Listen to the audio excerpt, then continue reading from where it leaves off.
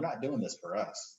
It's a wrap for our generation. It's sad to say, but we've got to keep pushing. We got to keep doing this for our kids, for their kids, to hopefully one day, we can look down and really say, I did everything that I could.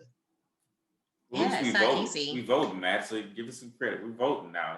So That's true. that's Yeah, and right. I agree. I Yeah. mean, So we, it's we like, definitely have stepped in the right direction. We are moving forward. I think we've definitely empowered ourselves to think about what we can do, how we can move the needle. I think things like seeing Georgia turn blue or seeing Kamala or seeing different things, whether we agree with political platform or how we use that power. And I think Matt's talking about this idea of, well, it's not going to be easy. Nobody says it's going to be easy. So we have to just keep pushing forward and keep pushing the needle. And the more that we push the needle, every time there's a win, it gives you a little bit more confidence. Just like anything else in life, the more that you see change, it makes you more maybe motivated to make change. So I definitely feel as though that push is definitely important. And like you said, it's important to recognize, like, people have turned out.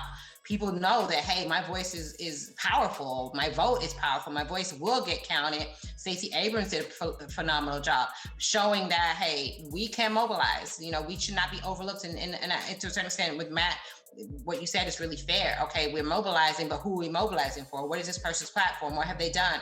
We have people that have been in Congress, and what have they accomplished?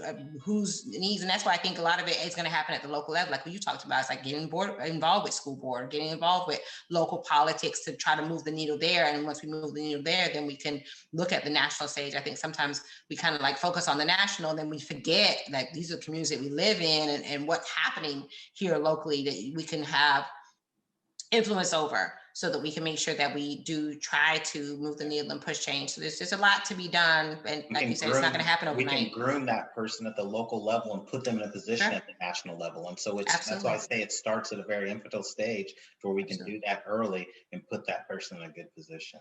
Absolutely. I agree 100%. It definitely has to be more of a strategic, more like not worrying about like the person that's been there for 40 years and hasn't done anything. Like you said, let's look at the next generation and plan now for the next generation to be the ones to make change.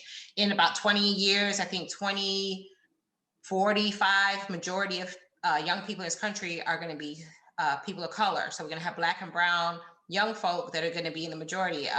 In about that same amount of time, in about 20 years, majority of college students, 50% of college students are going to be Black or brown. So our country is getting, and this is based on the Census Bureau, so our country is getting more and more diverse. And how are we preparing these young people? How are we preparing them to be leaders? Are we mentoring? Are we getting involved with these young students and making sure that they have the appropriate guidance? So there's a lot that we need to do that maybe we won't see the fruits of our labor, but that next generation will. So the fact that we're even talking about these things and thinking about how we can best prepare and what we can do that will prepare for the future, I think that's important. Because I think sometimes people get stuck like, well, nothing's going to change, and I'm already like X amount of age, and I haven't seen any change, so what's the point? And that's true. Maybe that hasn't been the case, but what about the children? What about the people in your community? What about the young folk that we want to see them have better? We want them to struggle and have all this trauma and stress and just have this disappointment. So what can we do to make the world a better place for them as well? For sure. Absolutely.